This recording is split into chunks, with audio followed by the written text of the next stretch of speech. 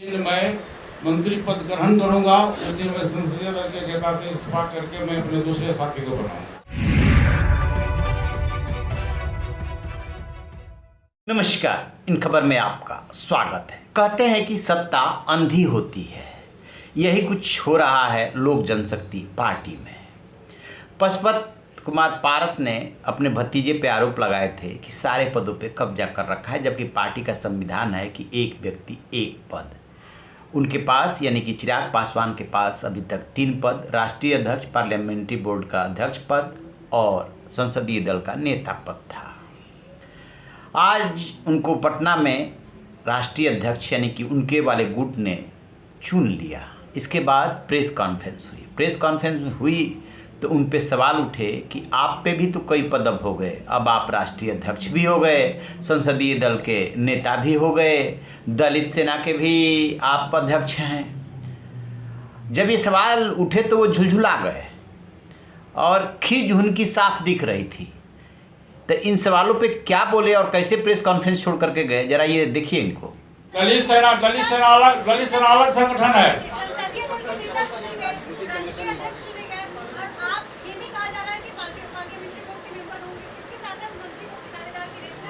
देखिए सुन लीजिए, दलित सेना का राष्ट्रीय अध्यक्ष, दलित सेना एक अलग संस्था है, उसको लोक जनशक्ति पार्टी से कोई संबंध नहीं है। वो सामाजिक संस्था है, वो एक अलग है, वो अलग संस्था है। बात हुआ कि मैं संसदीय दल का नेता हुआ हूँ। जिस दिन मैं मंत्री पद ग्रहण करूंगा उस दिन मैं संसदीय दल के नेता से इस्तीफा करके मैं अपने दूसरे साथी को बनाऊंगा।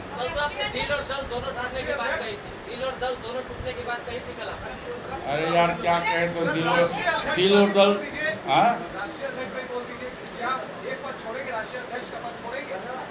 राष्ट्रीय अध्यक्ष के पद छोड़ेंगे, ये तो सवाल। अरे यार कैबिनेट संगठन अलग है, सरकार अलग है, इतना भी आपको पता नहीं है क्या? तो जैसा कि आपने देखा, जब दलित सेना की बात आई तो उन्होंने कहा कि वो सेपरेट ऑर्गेनाइजेशन है, वो सामाजिक संगठन है, उसका पार्टी से कोई मतलब नहीं है। चलिए थोड़ी देर के लिए मान लेते हैं।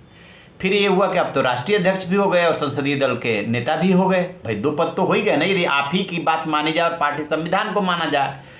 तो उन्होंने बहुत मज़ेदार बात बोले कि जब मैं मंत्री बन जाऊंगा तो संसदीय दल का नेता पद छोड़ दूंगा। यानी कि उन्होंने कायदे से प्रधानमंत्री नरेंद्र मोदी के सामने, एनडीए के सामने अपनी मंत्री पद की दावेदारी पेश कर दी। तो यानी कि मंत्री यदि नहीं बनेंगे तो संसदीय दल का नेता भी रहेंगे और राष्ट्रीय अध्यक्ष भी बने रहेंगे।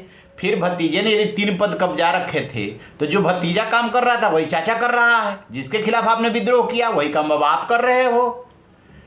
होता क्या है कि जब आपको किसी से लेना होता है या किसी का विरोध करना होता है तब आपके मानक अलग होते हैं और तर्क अलग होते हैं, लेकिन जब अपने ही सिर पे आ जाता है तब आपके तर्क बदल जाते हैं।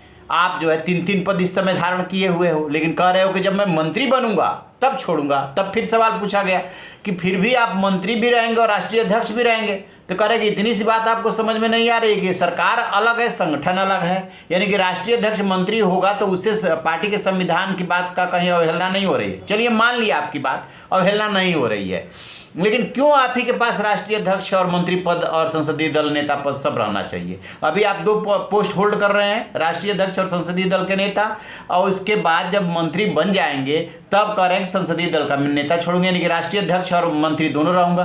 कहीं ना कहीं तो आपके मन में भी वही डर और भय है जो चिराग पासवान के मन में डर और भय था अभी तक। सिर्फ नीति और उपदेश उसके लिए। तो अब जब सवाल उठ रहे हैं तो झुलझुला रहे हैं, नाराज हो रहे हैं, गुस्सा हो रहे हैं। और जब ये सवाल पूछा गया कि भाई भतीजा ये कह रहा है कि मैं तो अनाथ हो गया, तो कह रहा है कि भतीजा यदि डिक्टेटर हो जाए तो चाचा क्या करेगा? और उसमें भी उन्होंने कहा कि रामविलास भाई कहा करते थे कि अमीर और गरीब की लड़ाई हो तो गरीबों का साथ देना चाहिए, तो लोगों को हमारा साथ देना चाहिए। यानी कि अपने को गरीब के रूप में निरूपित करने की कोशिश कर रहे हैं, सहानुभूति लेने की कोशिश कर रहे हैं, पार्टी से बाहर गए लोगों को भी बुलाने की कोशिश कर रहे हैं। लेकिन असल में पद का लालच और विद्रोह करके और जिस तरीके से भतीजे को धोखा दिया है वो साफ साफ दिख रहा है और लोगों की प्रतिक्रिया में भी दिख रहा है। चलिए देखते हैं ये लड़ाई कहाँ तक जाती है, कौन सही है कौन गलत है, चुनाव आयोग और कोर्ट फैसला करेगा। बहरहाल ये फैक्ट्स है जो आपके सामने है। तो आप रहिए ना बेखबर, देखते रहिए इन खबर। Thank you.